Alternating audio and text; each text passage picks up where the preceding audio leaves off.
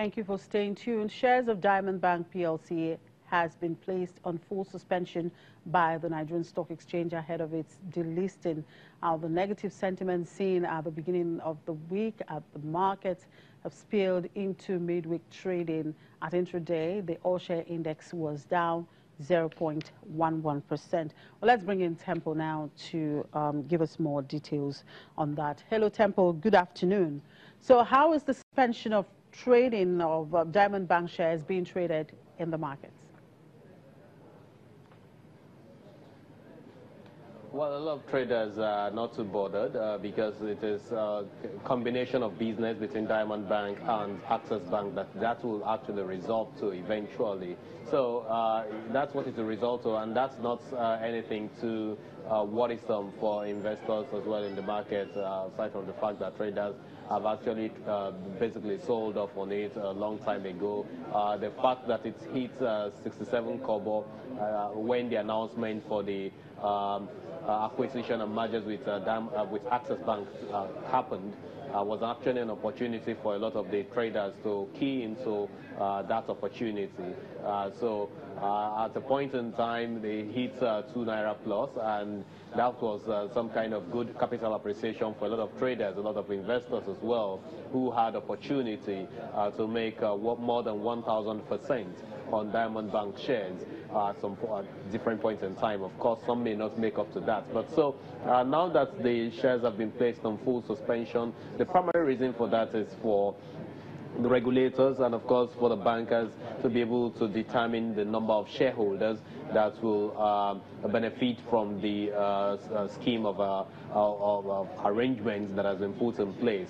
So they know who among the shareholders on the registered list that will be paid out, the amount that has to be paid out, and of course how they will do the conversion of their shares enough to be able to be on the books of Access Bank. So that's the primary reason why this took place. And here on the floor, nothing has changed. Instead, we're seeing a lot of traders here buying the shares of Access Bank more.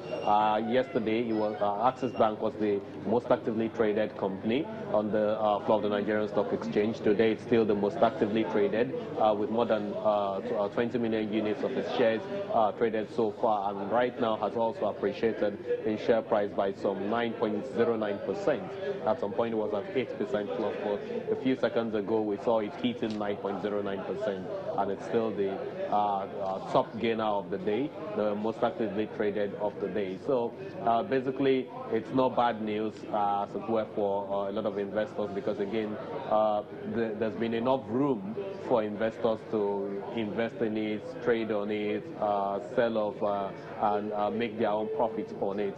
Right now, everyone is looking forward to the time, the commencement of the what you call the combination, the business combination, which is supposed to kickstart on the 1st of April. Chimeze. How much of impact is the performance of Access Bank, today? How much of impact has it had on the overall index? Well, on the overall index of the sector now, it's done some real good to the indices, the subsector, which is this banking segment of the market, and that's about the only sector that is currently up in the market. It's up some 0.80% as we speak. All other sectors, consumer goods segment of the market, industrial goods segment of the market, as well as the oil and gas, are all down as we speak. Yesterday, it was the same sentiment we saw. It was the same trend that we saw. It was the banking segment of the market that outperformed all other sectors yesterday. But so Access Bank has done some 68 million units of its shares.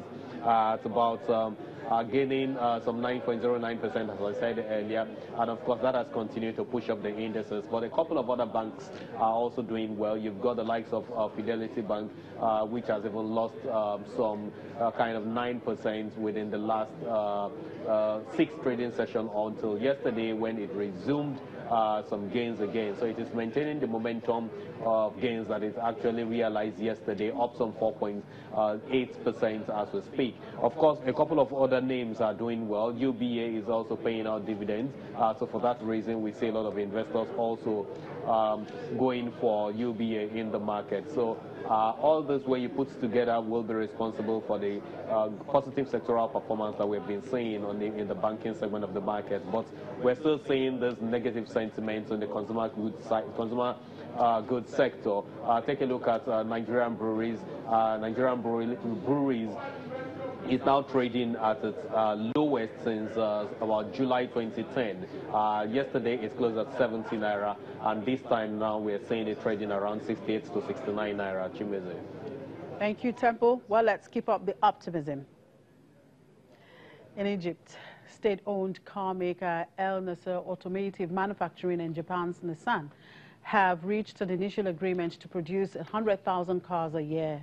The agreement is part of efforts to boost the proportion of locally made auto components in cars assembled in Egypt with a view to exporting the majority of the vehicles.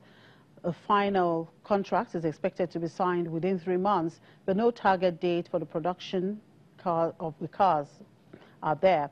There have been reports of government plans to revive Nasser Automotive, which specialized in making local versions of Fiat cars before it ceased production shortly before Egypt's 2011 uprising.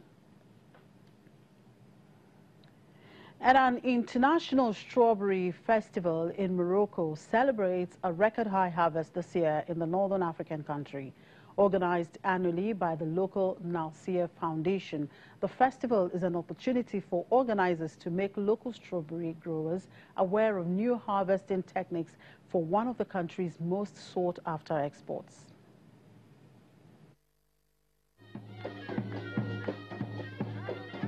A procession celebrating 13-year-old Maura Belarak, crowned as this year's Miss Strawberry, toured strawberry farms in Lemnarassa commune in the Kenitra province of Morocco. Music bands and traditional horsemanship entertained visitors during the festival's 9th edition. This year's harvest is expected to reach nearly 200,000 tons, up from 180 tons in previous years.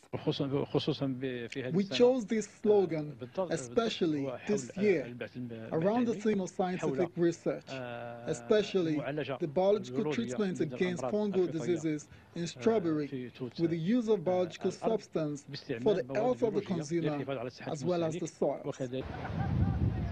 Out of the 4,300 hectares devoted to red fruits in the west of the country, at least 3,600 hectares are set for the cultivation of strawberries. Sandy soils and plenty of water provide the ideal conditions for growing the fruit. The first machine reads the soil humidity. It will save the amount of water used during irrigation by using only the necessary amount. The second machine reads the humidity and temperature of the air. It could be used in greenhouses to know exactly both the degrees of humidity and temperature inside the greenhouse to improve the production and minimize the damage for the plants. By doing so, production will be improved. The country's strawberry industry employs 18,000 permanent workers, both in the fields and in 24 conditioning plants, as well as nearly 12,000 seasonal workers, mainly women working during the harvest season, according to the Ministry of Agriculture. The women in the fields are workers who receive a wage for their labor. We want them to be entrepreneurs and landowners instead of being paid workers. We want them to contribute to the development of their country alongside their male brothers. Analysts estimate that strawberry exports are set to triple by the year 2020 as a nationwide initiative named Green Morocco Plan is set to boost the country's agricultural sector. Most of Morocco's production is destined for export to the European Union, bringing hard currencies to the country. But in the past few years, the local market has won a growing share of the harvest. And that's a wrap on the program. Thank you very much for watching. I'm Chimeze Obi Iwagu.